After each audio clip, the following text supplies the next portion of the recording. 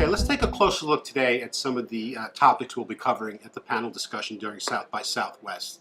I've been meeting with Jen Brute, Steve Nill. We're having lunch tomorrow, in fact, and we're putting together a tight agenda for what we'll be discussing, and I'd like to share some of that with you today. If you don't mind, I'll be looking at some of my notes along the way. One of the things we'll be talking about is the potential role of music in diabetes. There's a study in 13 children, ages 7 to 16, in which exposure to auditory guided imagery, sound, music, has shown the potential to improve glycemic control and glucose levels in children. Fascinating data, an application I don't think many people really would think of in terms of music. We'll also be reviewing interesting data demonstrating the effect of music on our immune system through measuring secretory immunoglobulin A and cortisol levels.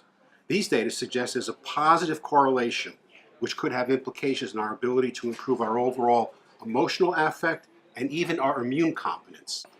There's so much in the news today about our immune systems. I don't hear much about music being a part of that. Very provocative information.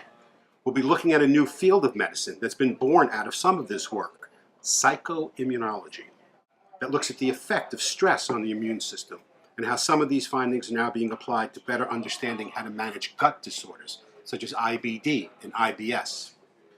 We'll also be sharing information that shows how the intervention of music has the ability to reduce pain and how this is currently being applied in post-operative settings.